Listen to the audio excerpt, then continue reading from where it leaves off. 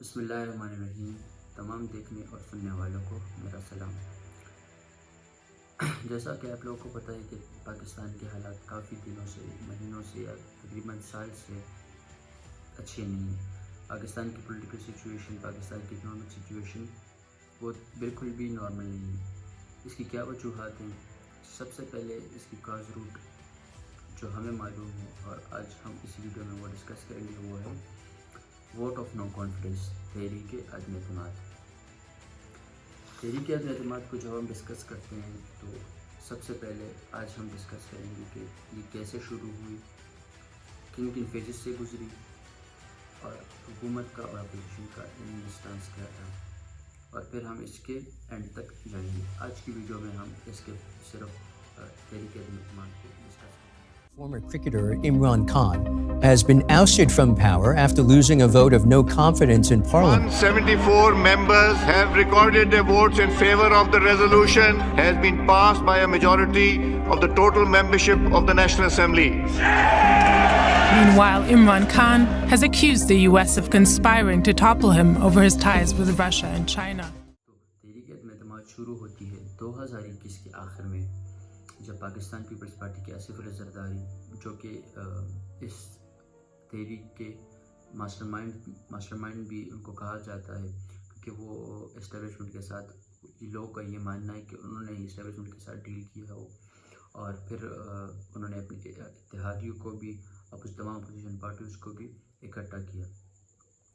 تو 2021 کے اینڈ میں ہی شہباز شریف، نواز شریف اور ان کی ملاقاتیں اور ان کی ڈسکشن اس بارے میں شروع ہو چکی تھی، پر یہ ابھی آفیشیلی ڈکلیئر نہیں تھی، مطلب یہ صرف باتیں تھیں۔ پھر ان باتوں کے نتیجے میں ان کے کچھ لیڈرز نے فلور آف دا ہاؤس سے کچھ اندیا بھی دیا کہ ہاں یہ سب کچھ ہونے والا ہے۔ سب سے پہلے خورشید شاہ صاحب نے 28 نومبر 2021 کو فلور آف دا ہاؤس میں کچھ ایسی باتیں کہیں جس سے یہ اندازہ لگ رہا تھا کہ یہ لوگ تحریک عدم اعتماد لانے والے ہیں۔ اس کے بعد اسی کو فالو کرتے ہوئے دسمبر 24 کو ایاز صادق نے کہا کہ پیپلز پارٹی اور پی ایم ایل این اس بات پہ متفق ہو رہی ہے کہ حکومت کے خلاف کوئی عدم اعتماد جیسی تحریک لائی جائے، اور انہوں نے یہ بھی کلیم کیا کہ ہمارے پاس نمبرز بھی پورے ہیں۔ اس کے بعد 11 جنوری 2022 کو خواجہ آصف نے کہا کہ حکومت اپنے اعتماد کھو چکی ہے، اسی لیے ان ہاؤس تبدیلی لائی جائے یا لانی چاہیے۔ ان ہاؤس تبدیلی مطلب حکومت کو گھر جانا چاہیے اور اپوزیشن کو حکومت میں آنا چاہیے۔ اسی کو جب ہم آگے دیکھتے ہیں تحریک عدم اعتماد کو، تو 7 فروری کو پیپلز پارٹی اور پی ایم ایل این اس کو آفیشیلی اب ڈسکس کرنے لگے، اپنی میٹنگز میں، اپنی پریس کانفرنس میں، اپنی انٹرویوز میں۔ تو 7 فروری کے بعد یہ سارا سلسلہ ایک متواتر کے ساتھ، ایک سیکوینس کے ساتھ شروع ہو گیا، جو اب ٹی وی پہ بھی آنے لگا، سب لوگ اس کے بارے میں بات بھی کرنے لگے۔ جب 7 فروری کو یہ ساری چیزیں ہونے لگی، ٹی وی پہ بات ہونا شروع، اس کے بعد مطلب میں نے وہ کہا ایک سیکوینس کے ساتھ چیزیں ایوالو ہونا شروع ہوئی۔ اسی کے ایک دن بعد 8 فروری کو شہباز شریف صاحب ملتے ہیں حکومتی اتحادی ایم کیو ایم کے ساتھ ملتی ہے اور ان کو اپنا پلان بتاتی ہے، ان کے سامنے تحریک عدم اعتماد پیش کرتی ہے کہ یہ ہم لانا چاہ رہے ہیں حکومت کے خلاف۔ اسی چیز میں اپنی بات ادھر ایڈ کرنا چاہ رہا ہوں کہ پاکستان میں ایک عام پرسیپشن یہ بنی ہوئی ہے کہ باپ پارٹی، ایم کیو ایم پارٹی اور پرہیز الہی کی پارٹی پی ایم ایل کیو، یہ اصل میں پرو اسٹیبلشمنٹ پارٹیز ہیں، اور یہ اسٹیبلشمنٹ کے اگینسٹ کوئی بھی کام نہیں کرتی۔ تو جب ایم کیو ایم کے ساتھ انہوں نے یہ رابطے شروع کیے پہلے ہی، تو مجھے اس میں ایک ایسی فیل آئی کہ یار مجھے لگتا ہے کہ یہ اسٹیبلشمنٹ کے بغیر تو یہ چیز پاسبل نہیں ہے، اور میرے اسی بات کو جسٹیفائی کرنے کے لیے میرے پاس مٹیریلز ہیں بھی، جس طرح کہ شاہد خاقان عباسی صاحب نے ایک پروگرام میں کہا کہ پاکستان میں عدم اعتماد جیسی تحریک اسٹیبلشمنٹ کی مرضی کے بغیر آ ہی نہیں سکتی، پاس کرنا تو دور کی بات، ٹیبل تک وہ نہیں ہو سکتی۔ تو جب ایک سابق وزیر اعظم اس طرح کی بات کہہ رہا ہو تو پھر تو میرے لیے سوچنا لازمی بنتا ہے۔ اس کے بعد آگے بڑھتے ہوئے ایک سیکوینس میں کہ یہ ساری چیزیں کیسے ایوولو ہوئی، تو 11 فروری کو 2022 11 فروری پی ڈی ایم جو کہ پہلے مطلب جو جڑتی تھی پھر ٹوٹ جاتی، پھر جڑتی پھر ٹوٹ جاتی، بلاول اپنی جگہ پہ کوئی خفا ناراض ہو جاتا تھا کچھ باتوں پہ، مسلم لیگ اپنی جگہ پہ ناراض ہو جن کے اپنے انٹرنل میٹرز ہوں گے، تو اس کے بعد وہ 11 فروری کو پھر یونائٹ ہو گئی ساری پی ڈی ایم، مولانا صاحب، شہباز شریف صاحب، آصف علی زرداری صاحب، بلاول صاحب، سب لوگ اکٹھے ہوئے اور انہوں نے آفیشلی یہ کلیم کیا، یہ ڈکلیئر کیا کہ ہم حکومت کے خلاف تحریک عدم اعتماد لانے والے ہیں۔ 14 فروری کو حکومت کا بھی ایک سٹانس آیا، ان ساری چیزوں کے بعد حکومت کا کوئی بھی صرف اسٹیٹمنٹس، مطلب تھوڑی وہ انٹرویوز میں کوئی بات ہو گئی، اس کے بعد مطلب آفیشیل اسٹیٹمنٹ شاہ محمود قریشی صاحب کی آئی کہ تحریک عدم اعتماد کو ہماری پارٹی یا حکومت سیاسی طور پر ڈیل کرے گی۔ ان کا یہ پہلا اسٹیٹمنٹ آیا تحریک عدم اعتماد کے حوالے سے۔ پھر دن آتا ہے جو کہ بہت ہی امپورٹنٹ گلوبل پالیٹکس کے حوالے سے بھی اور ریجنل پالیٹکس کے حوالے سے بھی، عمران خان صاحب کا دورہ آتا ہے، دورہ روس کا۔ 23 فروری کو عمران خان صاحب دورہ کرتے ہیں روس کا۔ اسی دن پرویز خٹک صاحب کلیم کرتے ہیں کہ جی حکومت کے پاس اپوزیشن کے پاس نمبر پورے نہیں ہیں اور یہ عدم اعتماد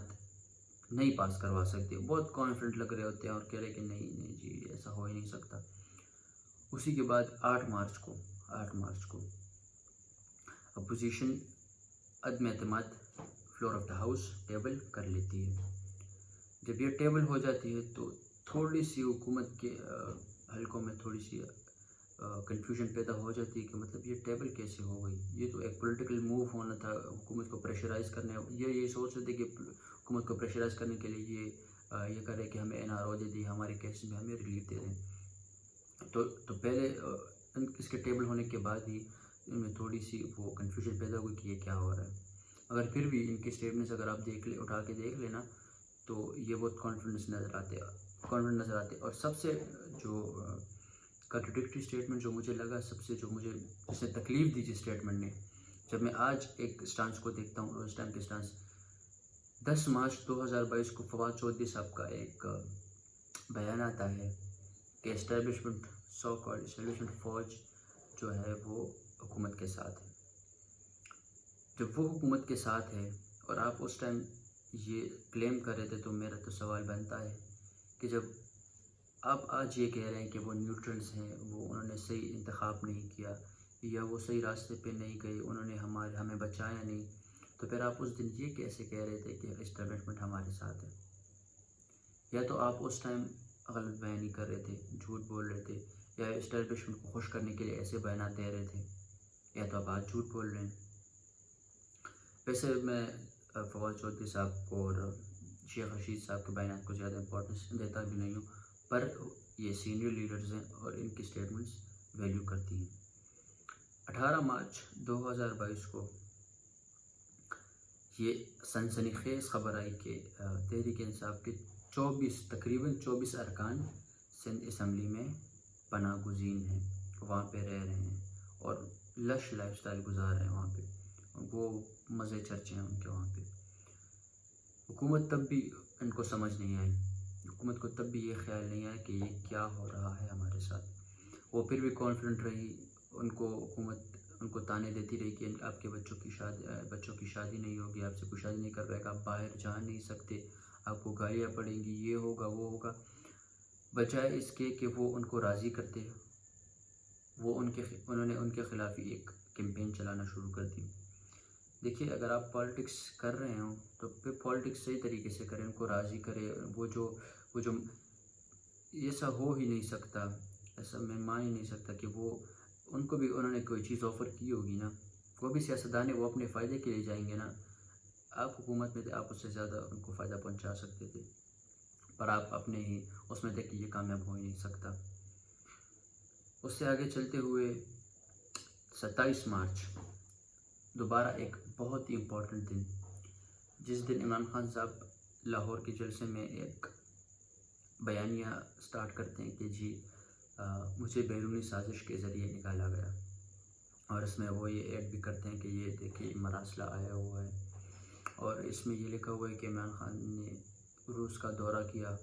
اس کی وجہ سے ہم نے اس کو روس کا دورہ کیا، وہ یہ کہتے ہیں کہ مجھے اس کی وجہ سے نکالا۔ مگر اگر ہم ڈیٹس کے حساب سے دیکھ لیں، عمران خان صاحب نے دورہ کیا تھا 23 فروری 2022 کو، رشیا کا دورہ 23 فروری 2022 کو کیا تھا، اور عمران خان صاحب کہہ رہے ہیں کہ انہوں نے کہا کہ یہ عمران خان صاحب کے اکیلے کا فیصلہ تھا، تو مطلب ریسنٹ ٹائمز میں یہ ہوا ہوگا نا۔ اور جب ہم عدم اعتماد کو دیکھ لیں، عدم اعتماد کو، وہ شروع ہوتا ہے 2021 کے اینڈ میں، اس کی جو بیسکس ہیں نا جو جس سے وہ سٹارٹ ہونی ہوتی ہے وہ 2021 کے اینڈ میں شروع ہوئی۔ تو ڈیٹ کے حساب سے تو مجھے یہ تھوڑا سا عجیب لگ رہا ہے، پر اگر دوسرے اینگل سے ہم اس کو دیکھیں تو امریکہ کا تو ایک رول رہا ہے اس ریجن میں نہیں تو یہ پوری دنیا میں ایک رول رہا ہے۔ امریکہ نے ایسے پہلے کئی بار کیا ہوا ہے، انہوں نے بہت سارے ممالک میں رجیم چینج کیے ہوئے ہیں، اور اگر آپ رشیا کو دیکھ لیں، اور انہوں نے وہ بہانہ بنایا ہوا ہے کہ عمران خان کو نکالنے کا، رشیا کا بہانہ بنا ہوا ہے، تو یہ بھی بات سمجھ میں آتی ہے کہ دو سپر پاورز ہیں، دو بڑی پاورز ہیں، اور امریکہ کبھی نہیں چاہے گا کہ پاکستان جیسا ملک، جیسا اسٹریٹجک لوکیشن ہے پاکستان کی، وہ رشیا کے ساتھ ٹریڈ پارٹنرز رہے، اتنے گیس کی ٹریڈ کرے یا پیٹرولیم مصنوعات ان سے سستے ملے، ان سے گندم سستے ملے۔ تو اس پوائنٹ آف ویو سے یہ بات سچ بھی نظر آتی ہے۔ اگر فیکٹس کو دیکھیں تو آپ کو اس میں کچھ اور ہی نظر آتا ہے۔ آگے بڑھتے ہیں پھر 31 مارچ کو عمران خان صاحب بیرونی سازش کے بیانیے میں کچھ مزید ایڈ کرتے ہیں۔ پہلے تو انہوں نے یہ کہا تھا کہ میرے خلاف بیرونی سازش ہوئی ہے، اس میں پھر 31 مارچ کو وہ ایڈ کرتے ہیں کہ میرے خلاف امریکہ نے سازش کی، اور پھر وہ جلدی کہتے ہیں کہ نہیں ایک ملک نے، مطلب وہ ایسا شو کروا رہے کہ میں نے غلطی سے بولے، پر عمران خان صاحب جیسا سیاستدان، اتنا بڑا سیاستدان، کبھی بھی غلطی سے وہ ایسا لفظ نہیں نکال سکتا، سوال ہی پیدا نہیں ہوتا کہ وہ ایسی بات کر دے بغیر۔ وہ یہ بات کہنا چاہتے تھے اور اوپنلی نہیں کہہ سکتے تھے، تو انہوں نے پھر اپنے لفظ واپس لیے کہ نہیں کوئی ملک۔ تو پہلی مرتبہ 31 مارچ کو عمران خان صاحب نے امریکہ کا نام لیا۔ پھر 3 اپریل اس کے سب سے امپورٹنٹ دن، جس دن ووٹنگ ہونی تھی، ووٹنگ کے لیے سیشن بلایا گیا اور سارے لوگ پہنچے، تو ڈپٹی اسپیکر قاسم سوری صاحب نے ایک رولنگ دی کہ آرٹیکل 5 کو وہ انووک کر رہے ہیں کیونکہ اس تحریک عدم اعتماد کے حوالے سے کہ یہ انکانسٹیٹیوشنل ہے۔ وہ کہتے کہ مجھے پتہ ہے، میں نے وہ خط خود پڑھا ہے اور اس میں فوراً کانسپریسی ہے، تو میں اس تحریک عدم اعتماد کو انکانسٹیٹیوشنل قرار دے کے اس کو مسترد کر رہا ہوں، جو کہ اپوزیشن کے لیے بہت ایک شوق سے کم نہیں تھا، وہ ان کے چہروں پہ بھی نظر آ رہا تھا۔ یہ ہونے کے بعد وزیر اعظم عمران خان صاحب کی ایڈوائس پہ پارلیمنٹ صدر عارف علوی صاحب پارلیمنٹ کو، تمام اسمبلیز کو وہ ڈیزالو کرتے ہیں اور جنرل الیکشن کی کال کرتے ہیں کہ انٹرم گورنمنٹ آئے گی تو پھر وہ الیکشن کروائے گی۔ اس معاملے کے بعد فوراً ہی عدالت لیتی ہے suo motu notice, suo motu لیتی ہے، تو اس میں پھر وہ اسپیکر قومی اسمبلی اسد کیسر صاحب کو آرڈر کرتی ہے کہ آپ نے سیٹرڈے کو سیشن بلانا ہے، سیٹرڈے کو آپ سیشن بلا کے آپ نے ایڈجرن نہیں کرنا سیشن، اور اسی دن آپ نے ووٹنگ کروانی ہے۔ صبح 10:30 بجے، صبح کے 10:30 سیشن سٹارٹ ہوتا ہے اور پورا دن سیشن وقفے سے چل کے تمام لوگ تقریریں کر رہے ہیں، اپنی بات کر رہے ہیں، حکومت اس کو ڈیلے کرتی جا رہی ہے، مگر جب آخر میں ان کو لگا کہ کچھ ہو نہیں سکتا اور ان کے خلاف پھر کارروائی ہونی ہے آرٹیکل 6 کی، تو پھر انہوں نے اسپیکر قومی اسمبلی اسد کیسر صاحب نے ایاز صادق کو بلایا اور ان کو کہا کہ میں اس ووٹنگ کو خود نہیں کر سکتا کیونکہ مجھے لگتا ہے کہ یہ بیرونی سازش ہے، تو آپ خود ہی اس کو ووٹنگ کروائیں۔ تو ایاز صادق صاحب نے ووٹنگ کروائی اور اپوزیشن کے 174 ممبران نے اور حکومت اتحادیوں نے بھی اس میں ووٹ دیا اور 174 بندے نے ووٹ دے کے تحریک انصاف کی حکومت کو گھر بھیج دیا اور اسی کے ساتھ اپوزیشن حکومت میں آ گئی. تو اسی کے ساتھ تحریک عدم اعتماد کا قصہ یہیں پہ ختم ہوا. اس کے پھر آگے آتا ہے اس کے کانسیکوینسز اور اس کے جو منفی اثرات ہیں ہماری ریجنل پالیٹکس میں, ہماری فارن ریلیشنز میں, ہماری معاشی صورتحال میں. اس کے کانسیکوینسز ہم ڈسکس کریں گے مگر ہماری نیکسٹ ویڈیو میں. امید ہے آپ کو ویڈیو پسند آئی ہوگی. اگر پسند آئی ہو تو ویڈیو کو لائک ضرور کریں اور چینل کو سبسکرائب ضرور کریں. تب تک کے لیے اللہ حافظ.